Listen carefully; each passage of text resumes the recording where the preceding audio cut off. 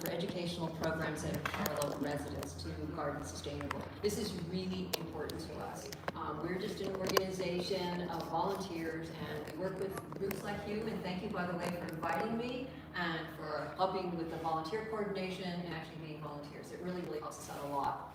Actually, the second Saturday only day we actually have volunteers come in, so youth volunteers come in. The rest of the group is comprised of adults. There's about 10 of us, and we farm that land, actually. So it's really pretty intense.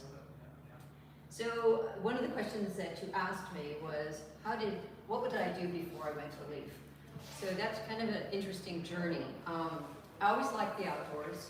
I play a lot of sports. I used to play golf and tennis and ride my bike and did a lot of hiking, but I was really never interested in plants. I always liked animals. So when I went to college, I know this is going to sound really funny, but so when I went to college, I went to UC Davis and I was a zoology major. I really wanted to be in the health science field, so you could pick any science major at that point in time. I know now you can't do things like that, but then you can just pick any science major, and then you took human physiology and anatomy and all that type of thing, and it was totally fine. So that's what I did. And then I graduated from college, and I have to be honest with you, that last final, I was so happy, I didn't want to take another final for a while. So I was like, I'm dead. So I said I was going to take a little time off, and I was going to go to work. So I did go to work, and 20 years later, I was still in semiconductors. I worked in Silicon Valley, and then I also went to Germany for 8 years and worked over there. So I have a huge experience on a lot of different things, but it wasn't still anything to do with growing crops on a farm. It's still pretty weird, right? So then what happened was I got laid off. Not that surprising in Silicon Valley, but I have to tell you, I was really, really happy. I know it sounds funny, but I was ready for a change. I said, okay, 20 years sitting behind a desk is enough, right? So I said, I'm going to give myself, and I know you guys use this word, gap year. I gave myself a gap year, and I said, I'm not going to stress out about what I'm going to do next. I'm just going to, for a year, I'm going to do whatever I feel like. So a friend of mine called me and said, hey, you want to go to Africa? And I said, sure, why not? So we did. We went to Africa. We went to the Democratic Republic of Congo, which is not a really safe place, I would say, but we had a very good goal. What we wanted to do is bring mosquito nets and malaria medicine for the rangers that safeguard the silverback gorillas. So there goes kind of my animal things coming back, right? So we went there for over a month. We hiked, backpacked in, up on trails. If there's no trails, it's actually just from village to village. We hiked all the way up. And I tell you, it was pretty emotionally stressful and physically stressful. We did a lot of backpacking, but it was very, very fulfilling. And so while I was there, I realized I don't want to go back to tech, or I don't want to go back to semiconductors. And so what am I going to do? And I said, I know what I want to do. It was amazing being in that area because it's jungle. It is pure primal jungle. The people are super resourceful because they were living seriously off the land. So you can imagine having to go get your own water. You have to go down to a river and you bring it, you carry it up. And I'm like, you know, we are so lucky. We have infrastructure here that we don't even appreciate. We just turn on a faucet, we flush the toilet, we go to the grocery store. They can't do any of that. All that stuff, they grow their own crops, they process their own crops and everything like that. And I realized, you know, we need to get back more toward that type of environment. So I came back and I said, wow, I have no experience in the environment at all. I haven't done any schooling. I've never even thought about it. So what should I do? I'm going back to school. But this time I was ready for school. I really, really wanted to go back. So I got 2 degrees, a 2-year degree in environmental management and green building, and the second one in landscape horticulture and nursery management. So I'm ready now. I'm ready. I know plants. I know how to do all this stuff educationally, but I still don't practically know how to do all that stuff, right? So I did a lot of little internships in places. I volunteered. I actually worked for a seed company. I worked on a farm. I did all that stuff, and then I happened upon LEAF. And what I found out with LEAF was that it's really an easy organization to be with, but I still wanted to change things a little bit.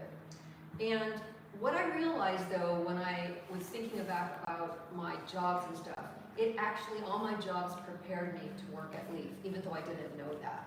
And the things that I will tell you is that Davis prepared me for the love of science. I love facts. I want to grow with facts. I want everything and appreciate the whole thing about science. You can actually understand life a lot better if you understand the science part of it. Work changed me a whole lot. I used to be really quiet. I was very shy. I did not want to do something like this. I would never have done something like this. I would have hid somewhere. I mean, I was super introverted.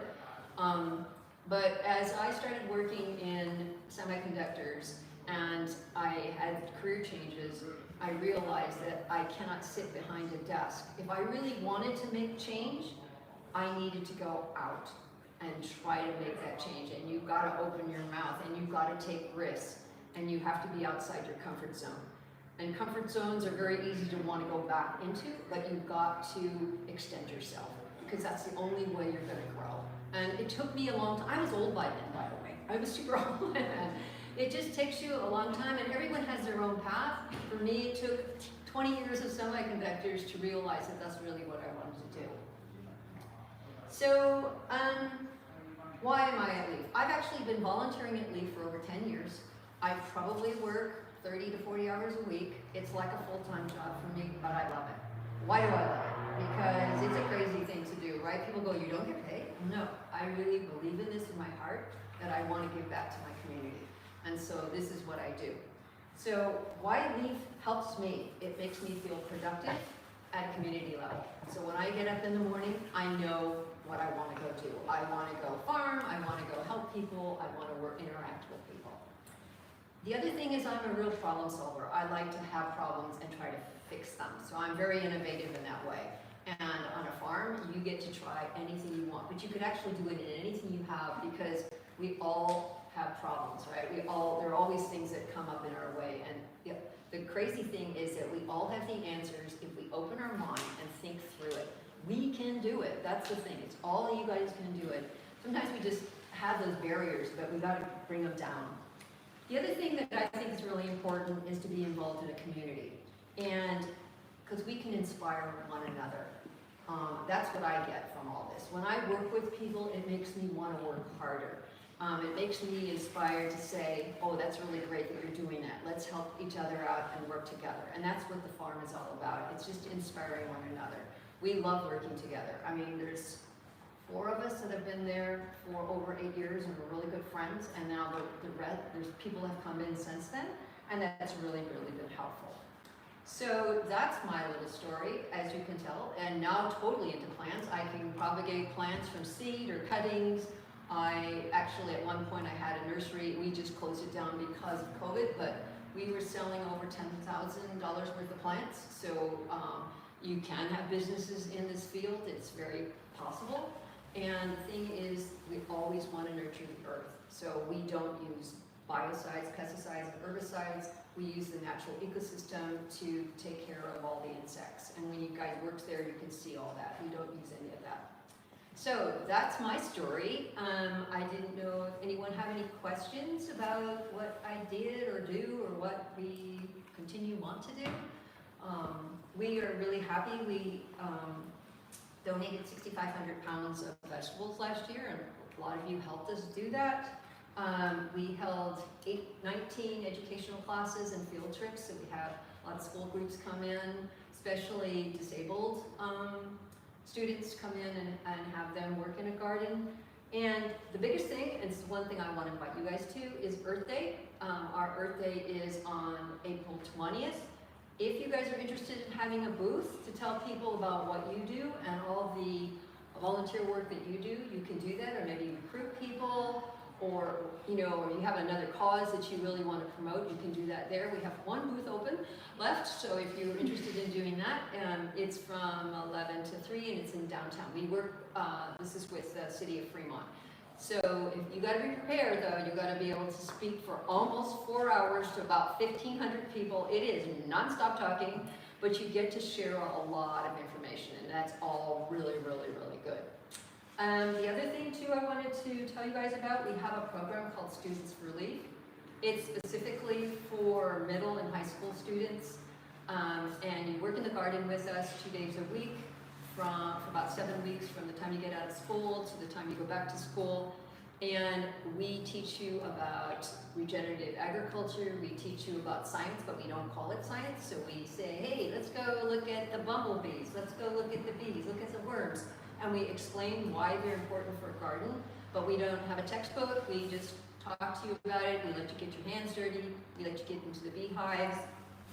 And so that program is going to go on, and we just opened the registration for that. We only allow 8 people because I really want it to be intense. I really want kids to have hands-on experience with gardeners, and you just have a lot of one-on-one. So it's really, really important to me. We're also going to have classes, as I mentioned. We had them last year, we're going to have them again this year. We're not sure what day it is, we're still working on that, but we're going to be running them every other week during the summer. Okay? Did I cover all your questions? Well, that was really good. It was very encompassing. I think next, maybe could you talk about Leaf's experience with Youth for Good? Because I know a lot of the people here and in Youth for Good have volunteered at Leaf, but maybe not all of them know like the journey of how it started and how that collaboration works. Volunteering is actually an interesting thing. I've been volunteering for quite a long time. When I was working, actually I started volunteering at a school where I would work with kids to, especially foreign-born students, to teach them just to read, and so to help them read things. I thought that was, we did it during my lunchtime, and it was just really helpful. But then I decided, when I, during the weekends and stuff, I really wanted to work outdoors. So I worked at, in the parks, I worked for any kind of restoration things, and we actually went out there and we pulled weeds and do all that thing, because I like being outside. So it was very fulfilling to me. So I've been doing this on and off for a long time. Now I have the biggest weedy garden in the universe at Stone Garden. And I get to weed all the time, so I don't have to go anyplace else. So that's really how the journey is, that we wanted to invite kids. We think it's really good for kids to get, we call it getting your hands dirty. Go and put your hands in there and pull out the weeds and the worms and all that, and really see what it's like to grow food. Okay, thank you. I think this kind of leads to our next question. What impact do you see through your work, and what inspires you to continue to volunteer? Well, I think I sort of talked about this a little bit. Being productive is super important to me, and I actually think all the gardeners. A lot of people that work at Leaf are retired, and they started working after they retired. We have 2 groups of people actually. After they're retired and after they finish their master's or PhDs, and then they come work with us. So we actually have, one of the women is going to Stanford and getting her PhD in chemistry. Another one got her PhD in geology. And we have one that got a degree in regenerative agriculture, and another one that's soil scientist. And actually, it's a science team that we've put together now, and actually we're doing science experiments to do innovative agriculture. So we really believe in science, and so that's what inspires me, is to do innovative agriculture and see what we can do for the next generation. I had one more question that I just thought of. I remember last time I talked to you in November, you told us about the Leaf Farm facing certain obstacles due to like property and stuff like that. Maybe you want to talk about that? Well, that was an interesting thing. So we're really lucky. We got our land 10 years ago from Dr. Stone, who was a vet at the clinic. And she didn't want that to be expanded into homes, so she was looking for somebody to farm it, and she found us. We found each other, let's say. So she let us have that land for 10 years, but now she's retired and she sold the property. So we were told last April that we needed to move. So that's what we've been working on. And if we went there last time, I'm sure you saw the big muddy field. I mean, it's muddy. We were trying to get off that area, move all the structures by end of January, which we did, but that was through a lot of mud. And we had no options. We had to move. So that's what we did, and you know, this is one of those obstacles where you're looking at this land, we've been cultivating for 10 years, and we have to move. But my thoughts on this is we got the land for free for 10 years. How lucky are we to get that in Fremont? I mean, no one has land for free, right? So I felt that it was a really lucky thing that we had it for 10 years, and then we negotiated with Alameda County Water District, and we were able to get the lease on the back part of the land that you guys are working on right now. It's called the Urban Garden. So we signed a lease with them, and so life looks good. Yeah, that's great. This is kind of a follow-up question, but I can imagine that doing a lot of volunteer work like this, you have faced different kinds of adversity. So, are there any other examples of overcoming things like that? Well, you know, farming is hard. As anyone that's gardened and farmed, it's not easy. And then we're trying to do it in a method where you don't use chemicals. So we can have situations where we have pests. I mean, I can remember I had a greenhouse full of plants. They were seedlings, they were about this big, and they were going really well. This was in February or March, and then we had a freeze. You know what happens to seedlings when you have a freeze? They all die. So all my tomato crop was dead. And so these are 4 weeks in. I had to start all the way from scratch, but that's what farming is all about. You just have to keep on being persistent and not letting it bother you. Just like, okay, next year maybe we'll do something a little different. So that's happened to me. The other thing that happened is I'm constantly experimenting with soil media. I'm trying to use the most natural organic media so we don't create another crisis where we're using like pumice from volcanoes and stuff like that. So we're really, really trying. So one of the things I tried to use was rice hulls, because everybody eats a lot of rice, and then the hulls of the rice you can use in soil media. So I thought, that's perfect. So I mixed that with the soil, and I was having it all out there, and I come into the greenhouse and I found out there's another critter that really likes rice hulls, and those are mice, and they had dug up all my seedlings. So, you know, this is one of those things where I was trying to be really good because these are organic rice hulls, and in the long run, I'm not doing that again. So you learn, you know, and this is one of the things I think that you learn is that I had all these different soil medias, I tried all these different things. Some of them are good, some of them are bad, and you check the box saying, okay, this is a good one if you had it in closed space without mice, but I can't use it this time. So you're constantly trying to do innovative farming and finding different media that you can use. And this is the fun part, by the way, is to try different stuff.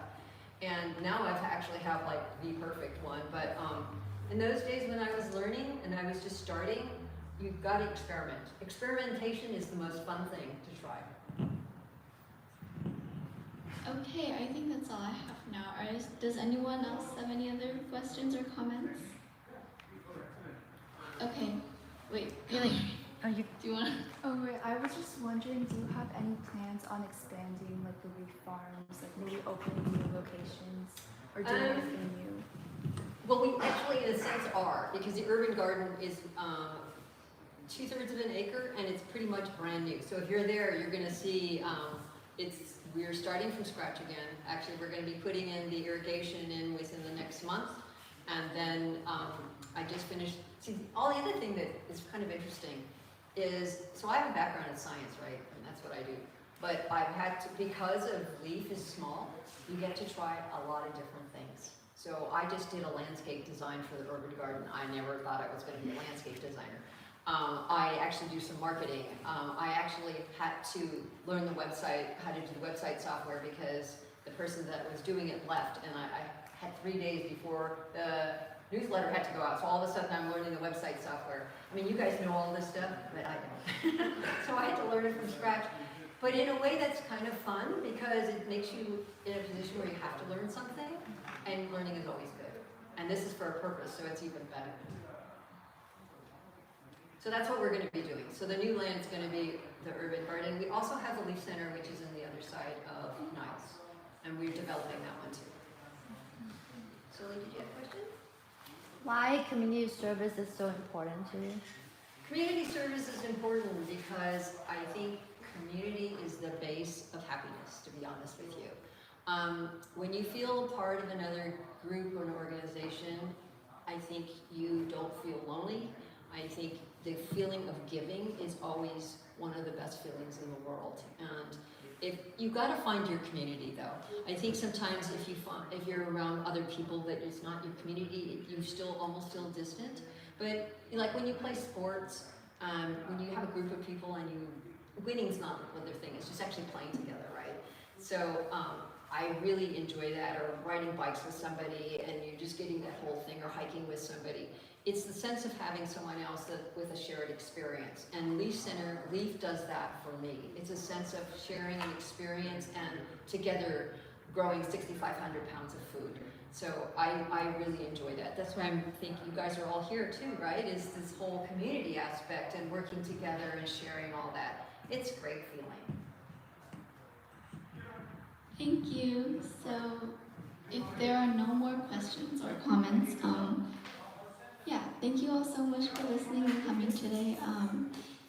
And thank you to Elaine for being here and making time to talk to us, because I know your work is very important, and it would be great if you guys haven't already, go volunteer at Leaf Farm. It's a very beautiful and very fun thing to do.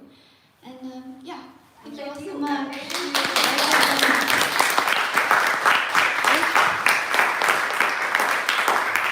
We have new members. You want to do a little bit intro of our programs? Okay. Yeah. We have quite a bit new members here. So oh my gosh, okay. So for everyone who just arrived, I think we're gonna do like an intro. Everyone introduce themselves? No, just like introduce our program. Oh! Sorry. Hi Olivia. Okay, hi everyone. So my name's Alicia, and I'm the co-president of Youth for Good. And basically, Youth for Good is dedicated to serving like the low-income communities, and we have a bunch of different events that you can participate in. So, of course, we have our Leaf Farm events every month, but we also have monthly homeless shelter meals. We do park cleanings. We have a tutoring program. And we also have a bunch of other like miscellaneous events throughout the year. So for example, me and Wenlu, we just went to a Valentine's Day Ferrero Rocher bouquet making event.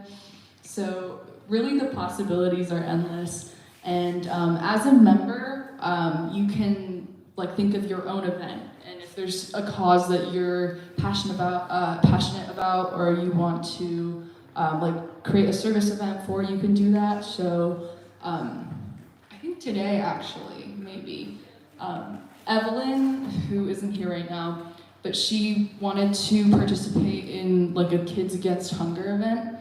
So she like initiated that on her own, and she like volunteered for that. So if you're ever interested in like leading a Leaf Farm event or like leading your own event, just please reach out, and welcome to Youth for Good. Thank you.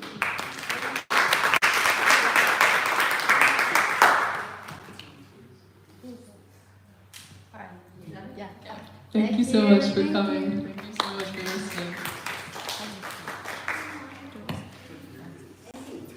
listening.